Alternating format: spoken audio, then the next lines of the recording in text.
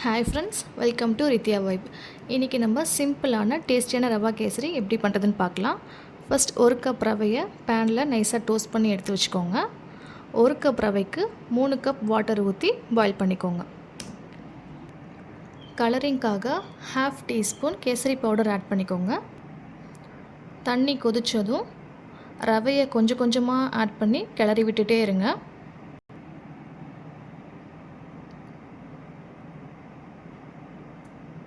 நல்லா கிளறி விட்டுட்டே இருந்தால் தான் கெட்டி வராமல் இருக்கும்.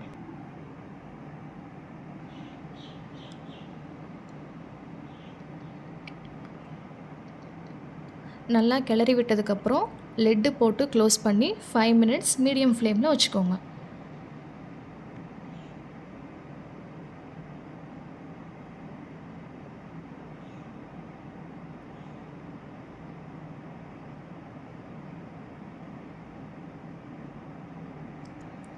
ஃபைவ் மினிட்ஸ்க்கு அப்புறம் பார்த்திங்கன்னா ரவை நல்லா வெந்திருக்கும்.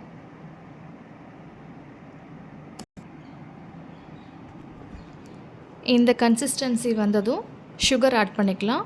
ஒரு கப் ரவைக்கு 1.25 கப் சுகர்.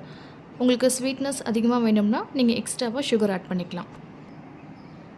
நல்லா மிக்ஸ் பண்ணிக்கோங்க. சுகர் ஆட் பண்ணதுக்கப்புறம் அந்த கன்சிஸ்டன்சி இன்னும் லூஸ் ஆகும்.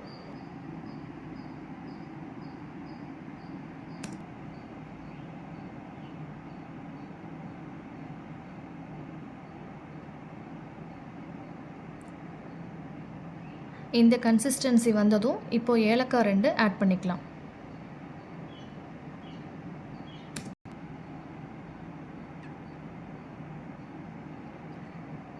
லாஸ்ட்டாக நெய்யில் வறுத்த முந்திரி திராட்சை ஆட் பண்ணிக்கலாம். அவ்வளோதான், நம்ம டேஸ்டான கேசரி ரெடி. இந்த மாதிரி ஈஸி ரெசிபிக்கு நம்ம சேனலை ஃபாலோ பண்ணிக்கோங்க.